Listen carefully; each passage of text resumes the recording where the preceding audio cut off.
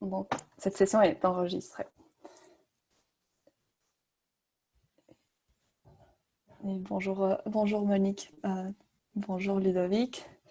Donc, pour commencer, il est important de reconnaître que les bureaux de la Fondation Makono se situent sur le territoire traditionnel de la nation Kanien'kehá:ka Mohawk. Les Kanien'kehá:ka sont les gardiens de la terre et de l'eau sur lesquels se situe Tiohtià:ke ou Montréal, d'où je vous rejoins aujourd'hui. Ce territoire a longtemps servi comme un lieu d'échange entre différentes Premières Nations. Elle continue à accueillir des échanges. Et il est important pour moi et pour la Fondation de reconnaître ça, vu qu'on est en formation et en apprentissage continu à propos de la réconciliation des peuples autochtones et non autochtones. Donc, c'est au minimum une reconnaissance qu'on tient à faire.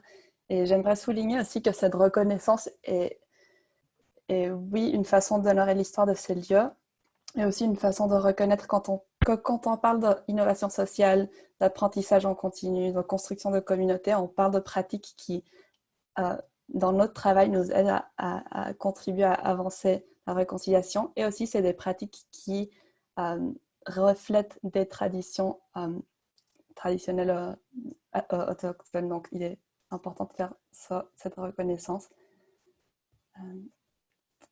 Et juste avant de passer la parole à Laura, je donnerai un aperçu vite fait de la Fondation Makono.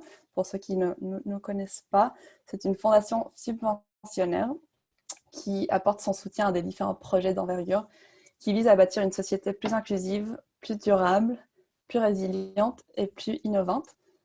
Donc, ce soutien et le soutien et le développement de l'innovation sociale et la finance sociale est une approche clé dans notre travail. Et c'est à travers des années de travail dans ce domaine-là qu'on reconnaît le potentiel de l'innovation sociale et on cherche à disséminer des outils d'innovation sociale. Et c'est là qu'est né InnoWeave.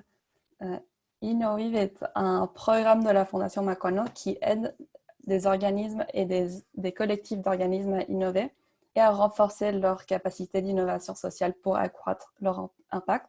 Et on offre des différents parcours d'accompagnement qui visent à que des outils d'innovation sociale soient plus accessibles et utiles et qu'ils puissent être adaptés au contexte de vos organisations.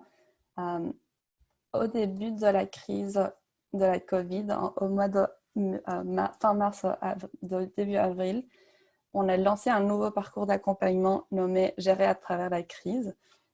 Donc, c'est dans ce contexte que le webinaire d'aujourd'hui est organisé et on offre à travers de ce parcours du contenu en gestion de crise, du mentorat, du micro-coaching, des webinaires comme celui-ci, puis des ressources. Et on partagera le lien à notre banque de ressources sur ces diapositives et dans le suivi. Aujourd'hui, je m'assure juste qu'il n'y ait personne dans le waiting room. Aujourd'hui, les objectifs de la séance sont de réfléchir sur comment les adaptations organisationnelles ont un impact sur les relations humaines dans nos organisations, puis de aussi identifier quelles sont les capacités et les besoins qui émergent au sein des équipes à travers cette crise, et finalement d'explorer des approches qui permettent à soutenir l'engagement des équipes, renforcer le leadership et gérer le changement en tenant l'impact au cœur des opérations.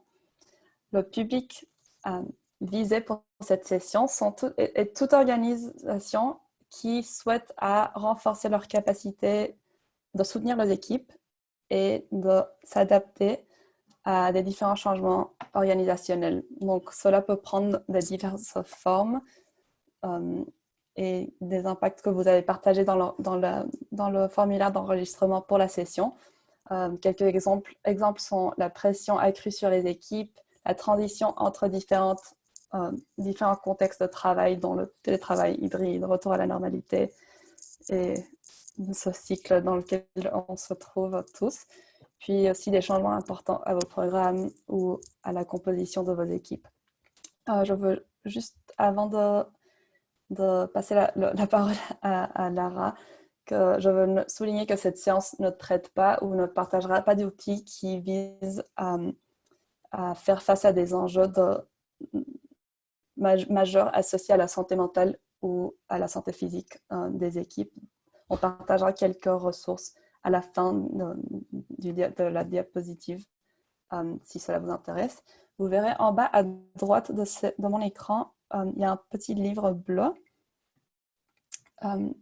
Il figure un peu partout dans la présentation et il indique quand il y a des ressources afférentes au contenu qui sont inclus à la fin de la présentation.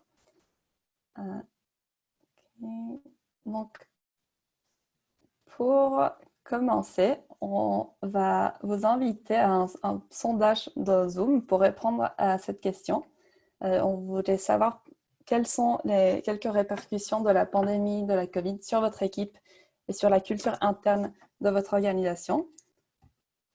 Je vais démarrer le sondage et je vous invite dans quelques secondes à nous partager vos réponses. Vous devrez voir le sondage sur votre écran. Et je vous invite à voter.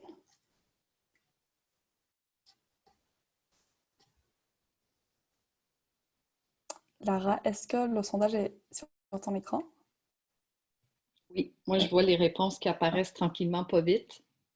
Donc, on va pouvoir vous partager ça rapidement. Je suis contente de retrouver des gens que je reconnais et des personnes que je vais apprendre peut-être à connaître à travers ce webinaire. Bienvenue tout le monde. Je suis contente d'être ici avec Anso. Donc, on a on a une quinzaine de personnes, donc 3/4 des personnes ont répondu. On est à peu près une vingtaine sur l'appel, donc ça sent bien.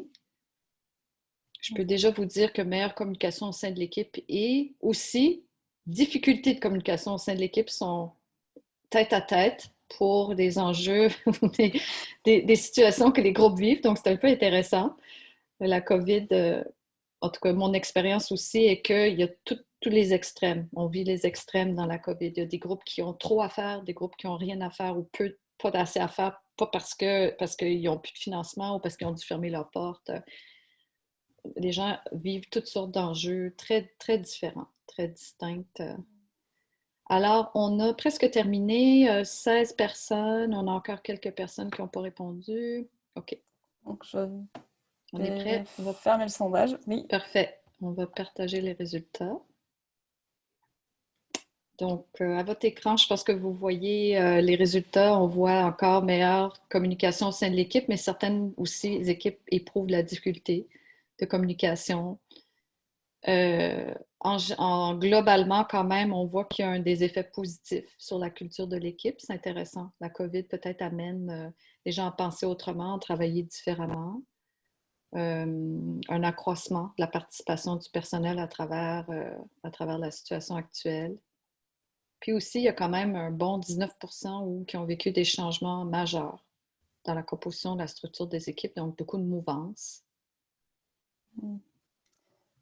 Alors, c'est intéressant de voir les résultats. Merci à tous et à toutes d'avoir participé. En effet, merci. Et merci Lara d'avoir partagé les résultats. Comme tu dis, je pense que c'est une question. Les derniers 6 mois se sentent comme 6 ans. Donc, les réponses peuvent changer de mois à mois et nous sommes conscients de ça. Je vais maintenant te passer la parole pour passer à la suivante partie du webinaire. Et on va juste faire un petit switch d'écran. Donc, je vous présente Lara Evoy de Go and Evoy, qui est une consultante en clarté stratégique et partenaire de InnoWeave et coach avec InnoWeave. Bienvenue Lara, merci d'être avec nous aujourd'hui et j'ai hâte de t'entendre. Merci beaucoup. Donc, je vais partager aussi mon écran, faire ce petit switch. Est-ce que tout le monde voit? Anso, tu pourrais peut-être me... Oui. OK, parfait. Oui, c'est bon. Donc, merci beaucoup. Encore une fois, on est vraiment très contente de pouvoir offrir une série de vraiment d'échanges avec le secteur en français et en anglais sur vraiment qui essaie, en tout cas, dans la mesure du possible, d'être en réponse à des besoins qui émergent du terrain. Vraiment les adaptations, j'ai participé à plusieurs de ces conversations-là dans les derniers mois, en plus de mon rôle de coach dans certains des parcours déjà existants de InWeave. Puis je trouve que c'est très riche. C'est vraiment, vraiment des occasions d'échange et on vit tellement de mouvances et de transformation que ben, je trouve que c'est important, c'est précieux de créer des lieux d'échange entre nous pour qu'on puisse continuer à réfléchir ensemble et améliorer nos pratiques. Euh, Aujourd'hui, on voulait vraiment se pencher sur trois sujets importants qu'on vit à l'intérieur des organisations avec dans les dernières situations, dans les derniers mois. Comment la pandémie a affecté la culture organisationnelle, la communication et aussi probablement que la plupart d'entre vous sommes dans des situations de gestion de changement importants. Euh, on est conscient qu'on pourrait consacrer un webinaire complet, là, à la limite plusieurs, à chacun de ces sujets-là. Donc, l'objectif aujourd'hui n'est pas nécessairement de passer en détail tous ces éléments-là, mais plutôt de mettre à votre disposition des renseignements, des outils, peut-être quelques exemples qui pourraient susciter votre curiosité, continuer à vous aider à réfléchir dans cette direction-là et aussi créer un moment d'échange entre nous pour qu'on puisse, on puisse continuer en fait à mettre de l'avant des nouvelles pratiques ou des pratiques qui peuvent être partagées et aidantes entre nous dans le secteur.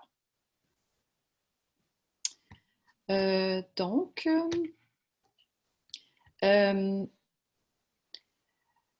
il va sans dire évidemment que la pandémie a radicalement transformé notre façon de vivre et de travailler ensemble. Hein? Le fait qu'on soit tous, tout le monde en ligne, même si certains d'entre nous étions habitués de travailler en ligne, là, c'est comme rendu à un autre stade, à un autre niveau.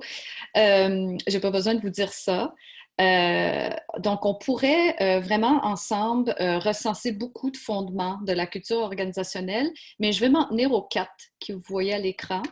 Donc, en premier lieu, la sécurité psychologique qui découle de la conviction commune que l'équipe constitue un espace sûr où il est possible de prendre des risques sur un plan interpersonnel. Donc ça, autrement dit, chaque fois que dans un groupe, qu'il y a quelqu'un, peut-être nous-mêmes ou quelqu'un dans l'équipe qui se retient de poser une question, qu'on estime qu'on ne se sent pas assez en sécurité pour s'exprimer, ben, peut-être qu'on sent, cette personne-là sent qu'elle n'est pas dans un environnement qui encourage un sentiment de sécurité. Et on sait que dans toutes les circonstances, mais particulièrement en ce moment, d'avoir ce sentiment de sécurité est crucial et qu'on ne peut pas l'instaurer du jour au lendemain. Pour citer quelqu'un dans le secteur, un auteur qui dit ben, la sécurité psychologique voyage à la vitesse de la confiance. Donc, on sait que un des fondements de la culture organisationnelle demeure quand même cet élément clé-là. On parle aussi de normes. On a des normes qui correspondent aux attentes et aux règles, qui orientent les interactions au sein de l'équipe. Les normes doivent être claires et approuvées et aussi permettre de formuler des attentes et d'atteindre des buts communs efficacement. On a aussi des rituels, donc des rituels et des changements. Et dans le webinaire, dans les prochaines minutes, j'aimerais surtout vous entretenir sur ces deux fondements-là d'une culture organisationnelle saine.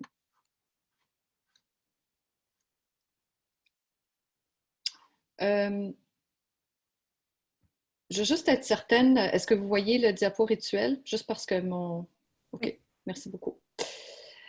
Donc, on a tous au sein des organisations nos pratiques, nos rituels, que ce soit sous la forme de rencontres d'équipe.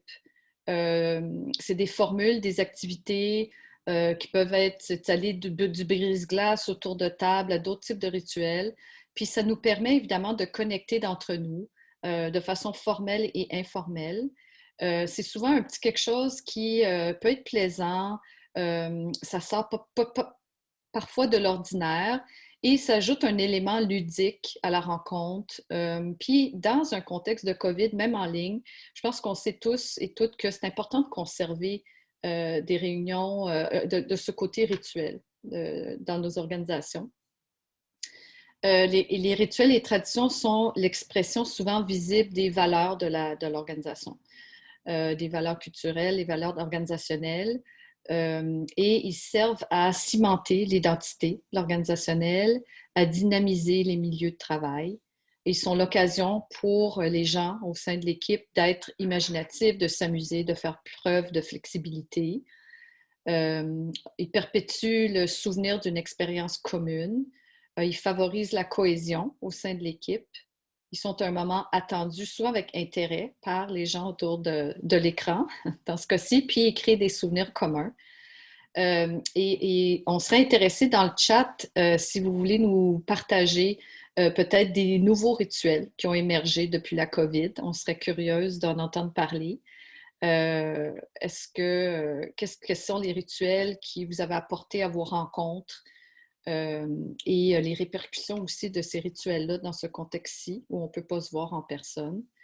Peut-être un autre élément important, c'est de savoir que pour les rituels, rien n'oblige de les garder à vitam aeternam. Là. Si un rituel ne soulève plus l'enthousiasme ou vraiment a peut-être moins sa place dans ce contexte-ci, bien, on passe à d'autres choses. Donc, c'est vraiment dans une optique de renforcement d'équipe que souvent les rituels deviennent importants.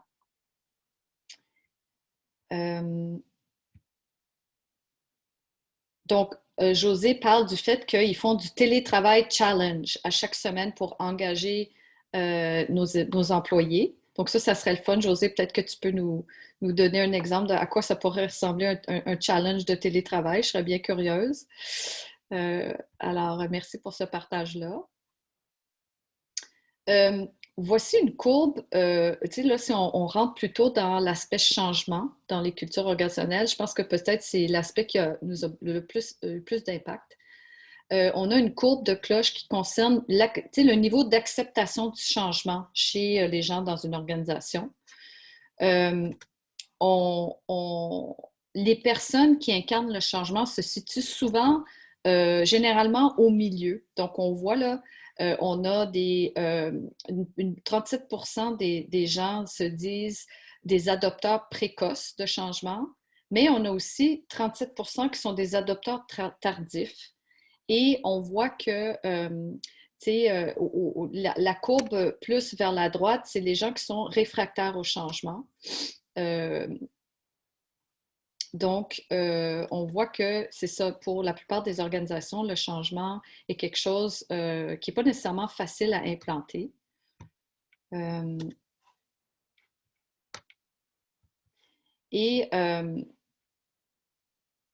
une situation de changement, ce qui est important, ce qu'on essaie de pratiquer comme leader dans nos organisations, c'est vraiment de déplacer la courbe vers la gauche. Donc, où il y a plus de personnes qui sont des adopteurs de changement ou travailler à faciliter le changement. Donc, certaines méthodes de gestion de changement peuvent aider à les organisations, les leaders, et pousser la courbe vers la gauche en augmentant le nombre d'innovateurs, par exemple, ou d'adopteurs précoces. Quelques questions que vous pourriez peut-être vous poser, c'est qu'est-ce que vous pouvez faire, vous, pour aider à déplacer la courbe vers la gauche dans vos équipes? Puis, comment pourriez-vous augmenter le nombre d'innovateurs et d'adopteurs précoces? Parce que, c'est ça, dans ces temps de COVID-là, souvent, c'est ces personnes-là qui sont peut-être dans l'organisation plus confortables, c'est peut-être un grand mot, mais peut-être plus habiles, qui savent mieux s'adapter dans des circonstances de grands changements. Une parenthèse, c'est moi, quand j'ai vu cette courbe-là, j'ai compris pourquoi j'étais tellement frustrée la plupart du temps dans mes organisations dans lesquelles je travaillais, parce que je suis dans le 2% des innovateurs. Puis souvent, je trouve que ça ne bouge pas assez vite, mais je vois que je suis dans la minorité, ce qui n'est peut-être pas une surprise finalement. Bon. c'est un constat personnel. Alors, au niveau de la communication maintenant, je voulais vous partager. Donc, je pense que c'est une évidence, mais des fois, on oublie que les organisations sont créées par des êtres humains pour des êtres humains. Et malgré la prédisposition naturelle, ce qui veut dire l'humain est tout le temps en changement, on évolue, on vieillit, notre corps change, tout le temps nos pensées. Donc, vraiment, quand on y pense, on n'est jamais statique.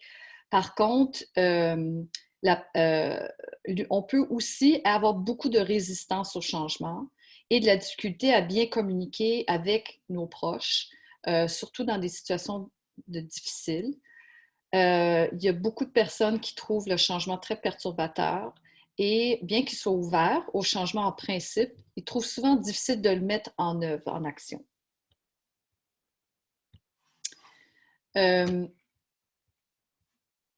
Et je voulais juste voir dans le chat d'ailleurs, si jamais vous avez des commentaires, des questions, n'hésitez pas. Puis Anso, tu peux aussi partager si jamais moi je ne les vois pas. Oui.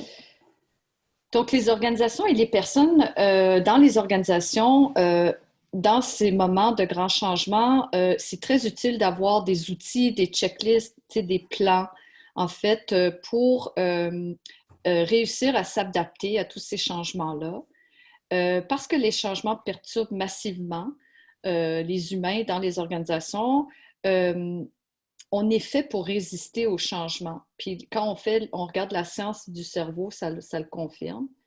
Puis donc, notre rôle dans l'organisation, c'est souvent, surtout en termes d'équipe de direction, ou en fait, peu importe le rôle qu'on joue, mais souvent dans ce rôle-là particulièrement, notre rôle est beaucoup, puis ça, c'est le partage qu'on m'a fait beaucoup par les leaders dans le secteur. On dit que c'est vraiment d'aider les gens autour de nous à surmonter les chocs du changement et à retrouver un peu une vie normale ou une semblance de normalité dans le contexte. Donc, il est important de se rappeler que lorsqu'on demande aux gens de changer et que les choses ne sont pas claires ou constamment en mouvement, ils ne traitent pas les informations comme on le fait normalement. Il faut donc réfléchir plus attentivement à la façon de communiquer les informations, les changements. Donc, une astuce, c'est vraiment de communiquer de plus fréquemment. Il y a des gens qui parlent de faire comme des rencontres de check-in tous les matins. Peut-être qu'on se parlait une fois par semaine et tout ça, mais hebdomadaire ou journalière, surtout dans les débuts de la pandémie, je pense que c'était une pratique qui était assez courante. Le message aussi doit être consistant. On veut vous voulez que les gens autour de vous, dans l'organisation, entendent pas des choses différentes de la part de personnes différentes. Ça devient encore plus confus. Et aussi, ça aide quand ils entendent des choses de quelqu'un en qui ils ont confiance. Donc, le messager ou la messagère devient importante et qu'il n'y ait pas juste une messagère ou un messager dans les organisations. Je vais passer la parole à Anso rapidement pour qu'elle vous parle d'un outil simple qui concerne la communication au sein des équipes, mais qu'on trouve assez intéressante et efficace. Donc, Anso, je te repasse la balle pour cet exemple. Merci Lara. Je vais garder ma vidéo en off parce que j'ai quelques petits problèmes de connexion, donc j'aide ma vidéo comme ça. Mais oui, donc cet outil nous a été partagé par Matt Ewens, qui est aussi un coach avec InnoWeave, qui a préparé la session en anglais, qui traitait aussi aux équipes, la gestion du changement et la culture organisationnelle. Il nous a présenté avec le nom de la grande écoute. Donc c'est vraiment un outil qui vise à vous aider à faire un exercice d'écoute approfondi au sein de vos équipes. Vous le connaissez peut-être avec d'autres noms, mais c'est vraiment un exercice très très simple et facile à adapter à votre contexte et très efficace quand on veut écouter attentivement. Donc c'est un exercice groupal qui comporte 3 questions. La première avant de vous partager les 3 questions, le meilleur contexte pour l'organiser, c'est un espace qui soit sûr, s'assurer que ce soit un espace sûr pour les participants sans distraction. Cet exercice peut être fait en personne ou par vidéoconférence. Et il est important de penser à qui est la personne qui va être l'animateur ou l'animatrice.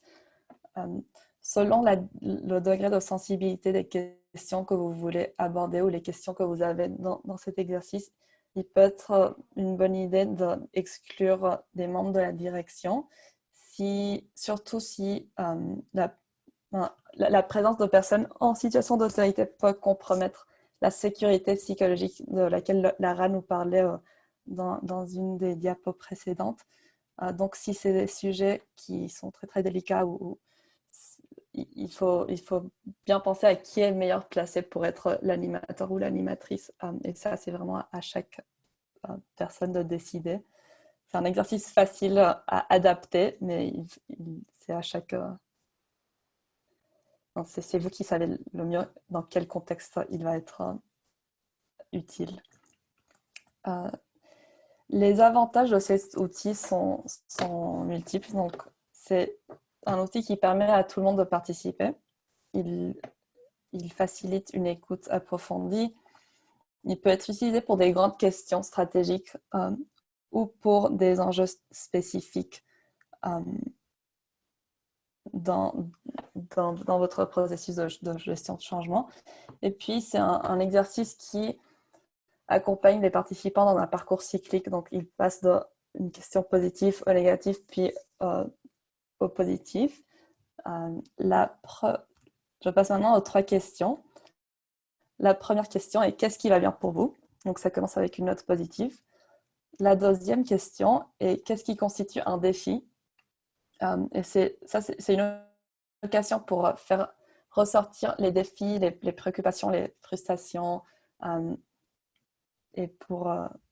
oui, ça peut être un petit comme down dans la fréquence de l'exercice, mais ça précède la troisième question qui vise au futur et aux attentes à futur. Donc, que souhaiteriez-vous voir dans le futur permet de terminer l'exercice sur une note plus positive et tourner vers l'avenir. Et ces 3 questions vous semblent peut-être familiales, vu qu'on les a demandées dans l'enregistrement pour cette session. Merci à tous et à toutes celles qui ont partagé vos défis, tout ce qui va bien et les souhaits à l'avenir. On a recensé que beaucoup d'entre vous ont vu un soutien collectif et une augmentation dans l'esprit de solidarité au sein de vos équipes, puis aussi une appréciation pour l'aventure collective à laquelle on fait tous face dans ces mois d'instabilité, de changement. Beaucoup d'entre vous ont vu un leadership augmenter dans les différentes parties de vos équipes. Donc, intéressant à penser à des différentes façons de distribuer des opportunités de leadership. Quelles sont qui ou comment est-ce que des nouvelles façons de leadership émergent dans vos équipes. Vous avez vu beaucoup de capacités d'adaptation et résilience au changement et aussi aux nouveaux outils qu'on utilise. Puis dans les défis, comme on l'a vu tantôt, il y a des défis de communication dans les équipes. Il y a un défi dans l'absence de contact humain. Je pense qu'on est tous, on reconnaît tous ce défi dans le contexte dans lequel on vit en ce moment.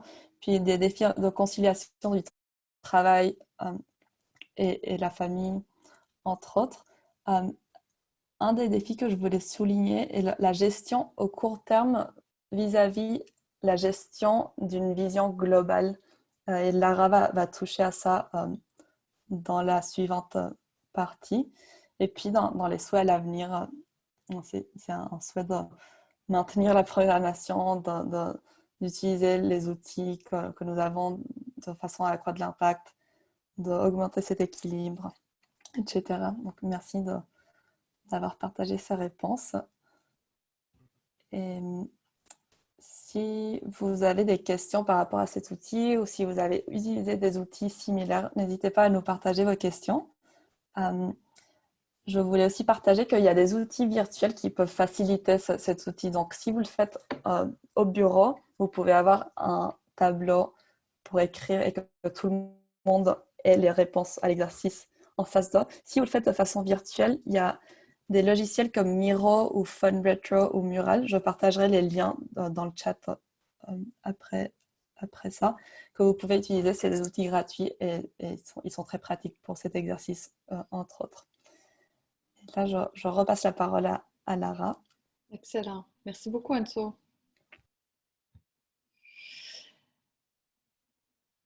Alors, parlons maintenant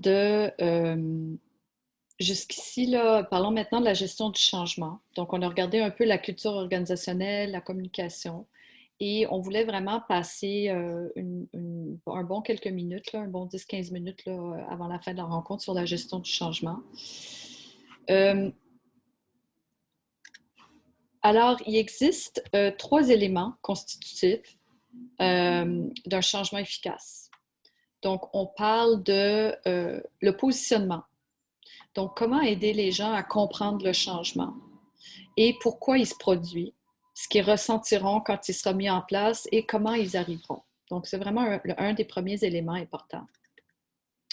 Ensuite, un deuxième élément constitutif à l'exécution dans une situation de gestion de changement, c'est comment exécuter ou s'adapter au changement. Donc, le type de question serait, est-ce qu'on a les bons systèmes, les supports, les capacités pour réussir et amener ce changement dans les équipes?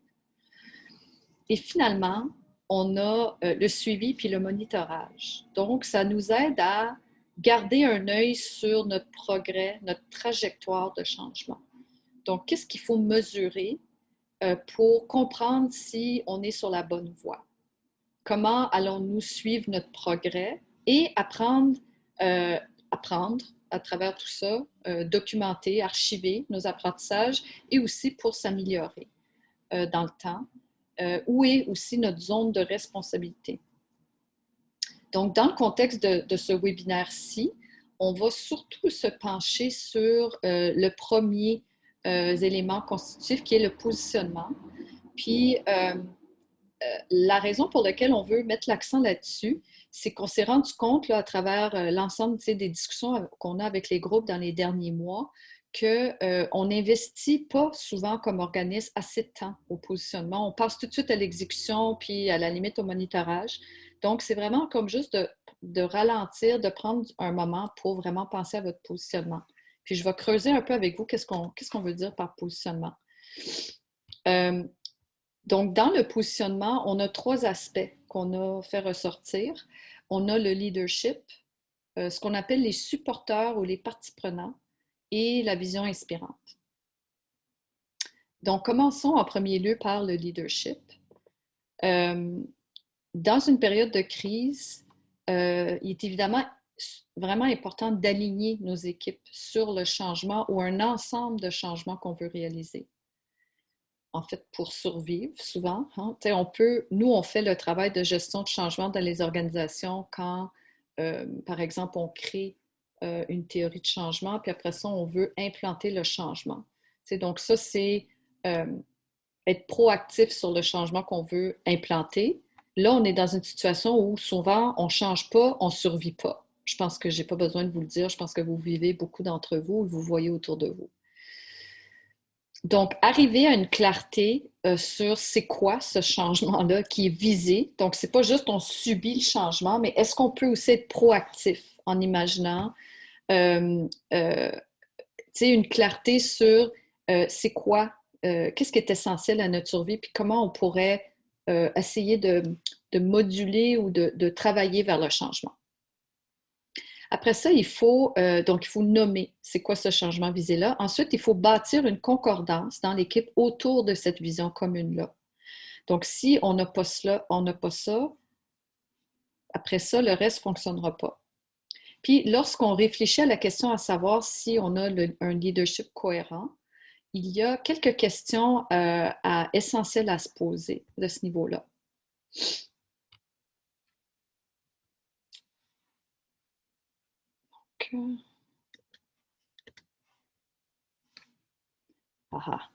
Ceux et celles qui vont travailler avec moi, vous reconnaissez peut-être ces questions-là.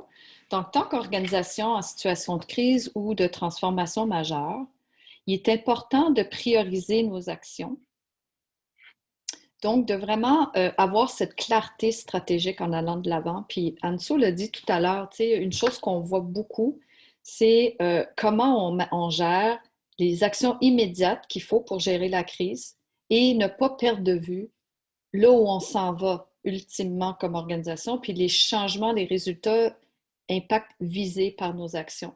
Donc vraiment, encore une fois, on trouve de revenir à ces questions-là, de reconfirmer, revalider pour savoir euh, euh, c'est quoi les résultats qu'on s'engage à obtenir en priorité comme organisation. Euh, Quels sont possibles en ce moment? Il y en a certains qui sont peut-être moins possibles à cause du contexte externe. Comment allons-nous les atteindre? Et aussi, quels résultats clés serons-nous capables de mesurer pour évaluer notre impact?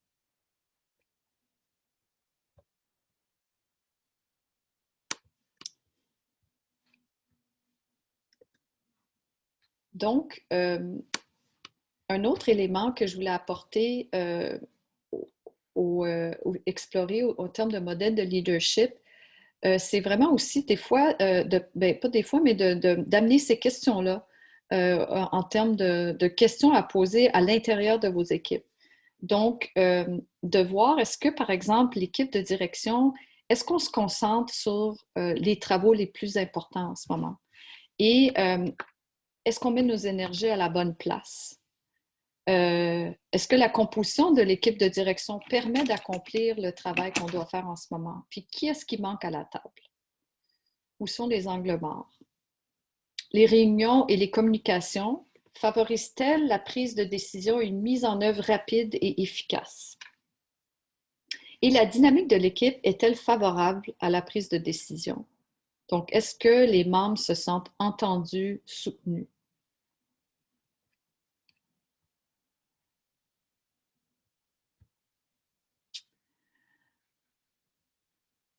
On va avoir une période de questions à la fin. Donc, n'hésitez pas, là, notez vos questions, mettez-les dans le chat. Je voulais peut-être juste passer par les deux autres points, puis après ça, on va l'ouvrir à une discussion de petits groupes. Donc, encore si on revient à notre élément clé de positionnement, si, outre le leadership, on a parlé aussi de l'élément de supporteur ou de partie prenante dans l'organisation.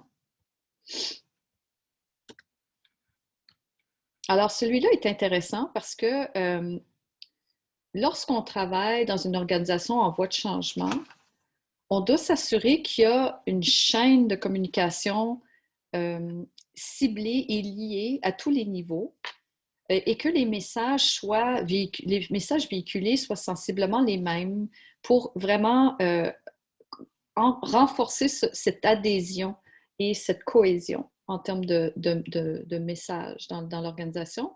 Et les recherches démontrent que la communication sur le changement est plus efficace lorsqu'elle provient également des responsables immédiats des gens et de leurs collègues. Donc, qu'elles ne viennent pas uniquement de la direction générale.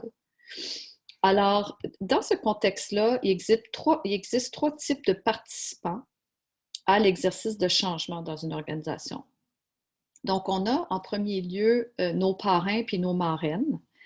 Alors, on voit la chaîne à gauche ici avec nos personnes dans l'organisation. Puis, à chaque niveau de l'organisation, peu importe qu'on soit des intervenants, l'équipe de direction, les bénévoles, etc., vous allez vouloir identifier les parrains et les marraines. Puis ça, c'est des leaders qui ont une autorité qui est reconnue par leur pairs et qui peuvent faire clairement écho au message de changement et que vous voulez véhiculer, puis de mobiliser les autres pour que ce changement-là se produise. Souvent, les marraines ou les parrains sont la personnification au quotidien du changement, puis il est essentiel de les mobiliser tôt dans le processus. Puis, vous devez aussi les identifier par rapport à un prochain type de profil dans l'organisation qui sont les acteurs. Donc, les acteurs sont les personnes dont le comportement doit vraiment changer pour que la transformation ait lieu et pour atteindre les objectifs de changement. Donc, ce sont probablement les personnes qui sont les plus touchées par le changement. Et comme ils sont les plus touchés, souvent, c'est le plus susceptible de ressentir de l'anxiété ou de mettre les freins au changement. Ils ont besoin souvent de parler à quelqu'un en qui ils ont confiance et que ce soit leur père ou leurs collègues qui peuvent aussi être des messagers de confiance vers le changement. Donc, il est important de connecter les marraines aux acteurs pour vraiment faciliter cette fameuse boucle de chaîne de connectivité à laquelle j'ai fait allusion il y a quelques minutes. Et dans la mesure du possible, d'associer les marraines ou les parrains et les acteurs à l'élaboration de solutions afin qu'ils se sentent concernés par le changement. Donc, on est une organisation d'intervenants, puis on dit, ben toi, tu t'occupais du programme de l'accueil de notre population cible dans nos locaux pour des activités X. On n'accueille plus notre population cible parce qu'elle ne peut plus se déplacer chez nous. Puis là, maintenant, tout le monde se déplace et pivote vers des appels téléphoniques à l'ensemble de nos parties, de notre clientèle ou notre population pour s'assurer qu'ils ont les services nécessaires d'alimentation, par exemple, dans les prochaines semaines. Donc, c'est vraiment important que des personnes, les intervenants, se sentent vraiment impliqués dans les solutions et aussi peuvent être appuyés dans ces grands changements de tâches et de responsabilités. Et finalement, on a notre catégorie d'influenceurs. Et ça, c'est des personnes qui influencent les comportements, les attitudes des autres. Eux aussi, ce profil-là existe à tous les niveaux de l'organisation. Puis, ils peuvent être favorables ou pas au changement. Donc, si évidemment, vous pouvez les mettre de votre côté et les intégrer dans ces exercices de changement-là, ils peuvent contribuer à faire bouger toute l'équipe. Et finalement, si on termine maintenant dans le positionnement avec la question de la vision inspirante. Donc, une vision inspirante consiste à identifier et à communiquer des messages clés que vos parties prenantes doivent entendre afin de soutenir le changement. Donc, l'idée est de partir d'un point de départ pour parcourir un trajet, pour pouvoir communiquer clairement c'est quoi notre point d'arrivée comme organisation. Puis, même en période d'incertitude, il est important de fixer un objectif ou une destination et, dans la mesure du possible, de naviguer ce trajectoire pour y arriver. Donc, si par exemple, on commençait avec le point de départ ici, c'est vraiment de se poser la question, que faut-il changer? Donc, qu'est-ce qu'on a appris pendant la pandémie? Où est-ce qu'on devrait adapter nos pratiques, nos approches? Puis, quels sont les enjeux ou les problèmes actuels ou prévus qui nous motivent à changer?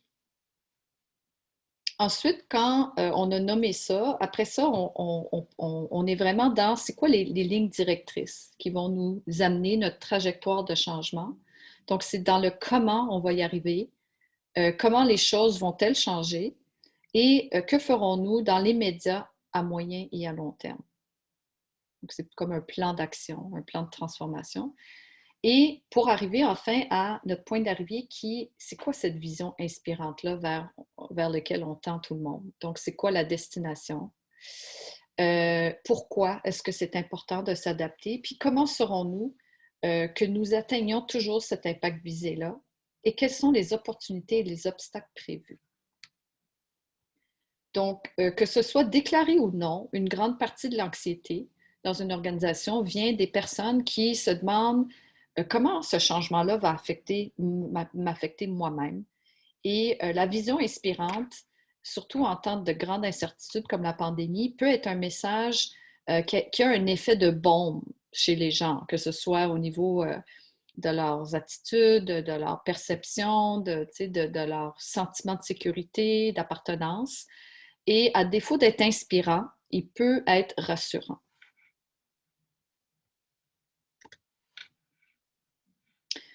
Donc, c'est important de peindre une image réaliste et inspirante du point d'arrivée. Donc, les faits, les chiffres racontent une histoire, une version de l'histoire, mais beaucoup de gens ne se sentent pas forcément interpellés ou inspirés par des graphiques, des diagrammes. Et alors, on propose de faire appel aux deux côtés du cerveau au moment d'engager les personnes au point d'arrivée.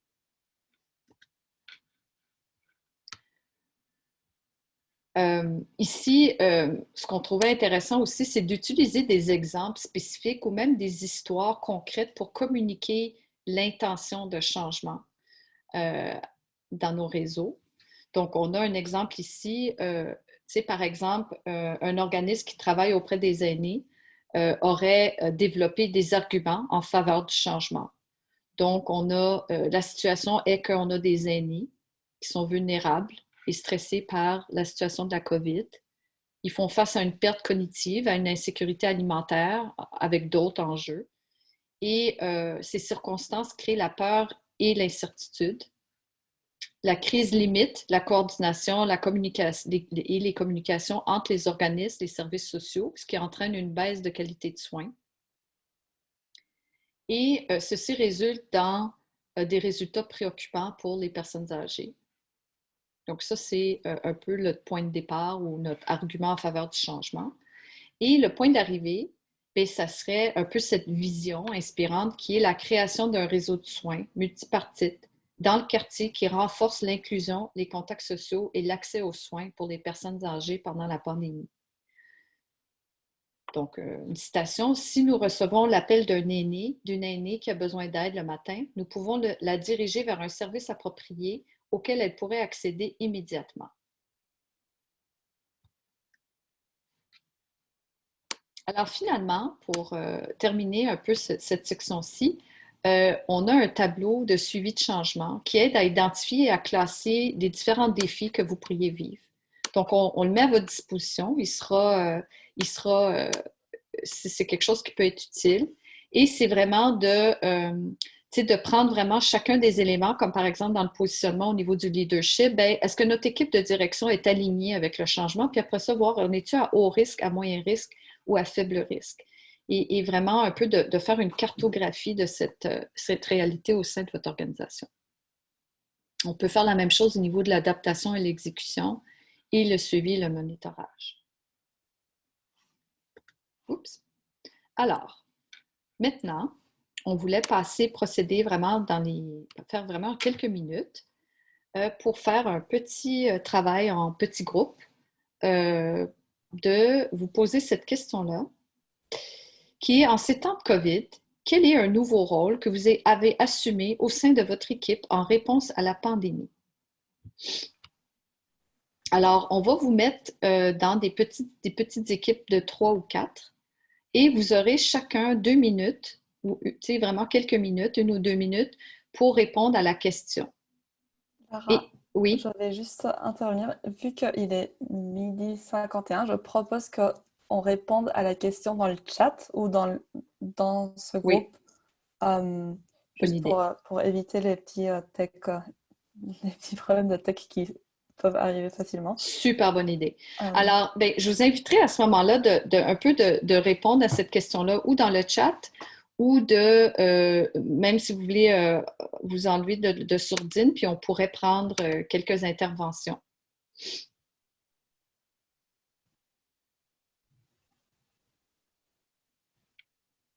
Alors, encore une fois, je répète la question. C'est en ces temps de COVID, quel est le nouveau rôle que vous avez assumé au sein de votre équipe en réponse à la pandémie?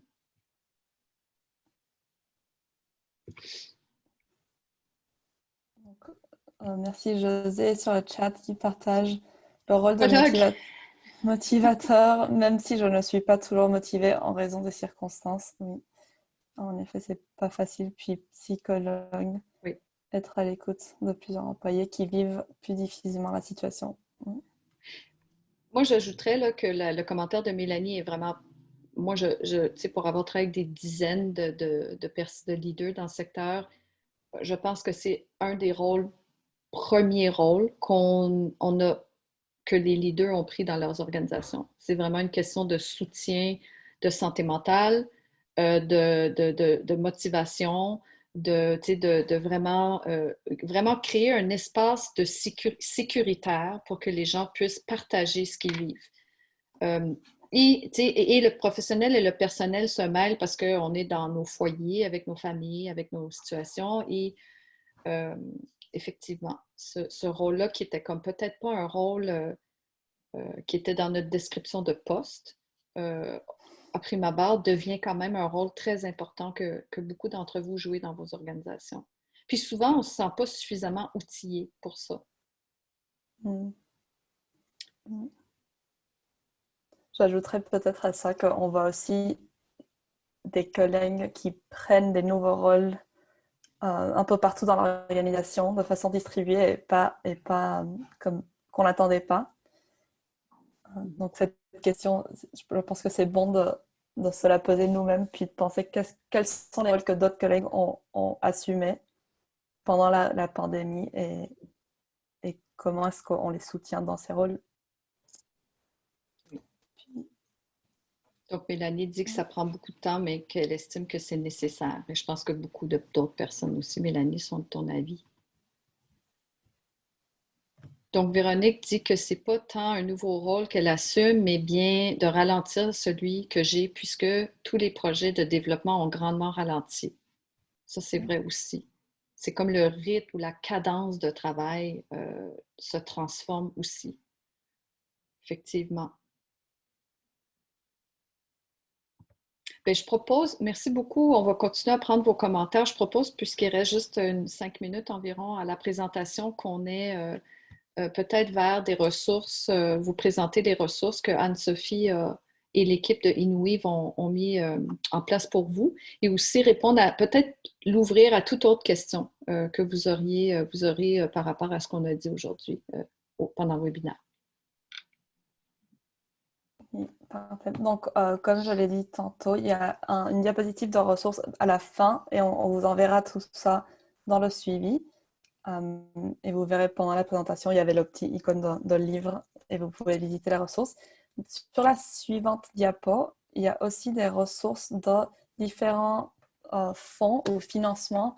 Il y a eu beaucoup de fonds qui ont apparu puis disparu rapidement. Puis ça, c'est quelques sources de financement qui sont toujours ouvertes, que vous pouvez accéder si cela vous intéresse.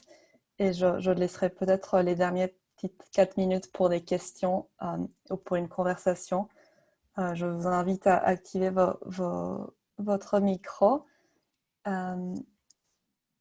Puis je lis un commentaire de José sur le chat. S'adapter dans une gestion de croissance, que ça bouge vite et les collègues n'ont peut-être pas la capacité de bouger aussi vite qu'on a besoin de le faire.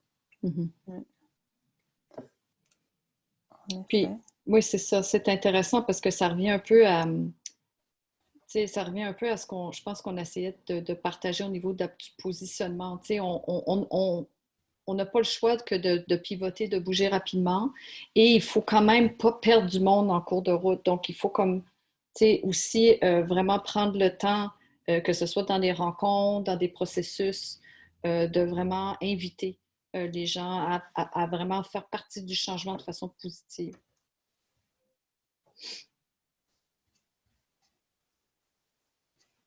Merci pour tous les commentaires et les merci sur le chat. Et à ceux qui doivent nous quitter, je vous souhaite une très très bonne journée et on vous enverra un suivi sous peu. Et merci Lara pour cette excellente présentation. C'était vraiment... je sais que j'avais déjà vu les diapos, mais juste entendre faire la présentation m'a clarifié sur quelques points et je te remercie vraiment pour ça. Et pour ceux qui sont sur la ligne encore, dans le suivi, on vous invitera à nous partager si des conversations plus à profondeur à propos de leadership et nouveaux modèles de leadership dans cette gestion de la crise et puis en général dans la gouvernance de vos organisations vous intéresserait.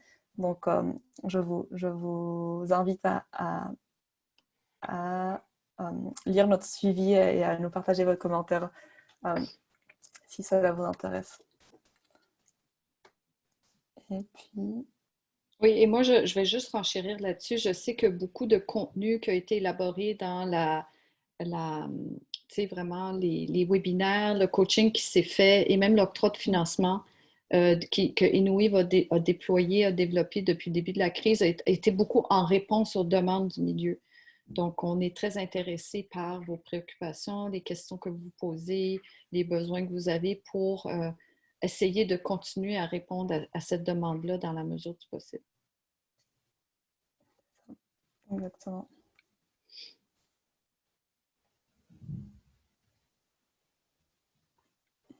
C'est un commentaire intéressant.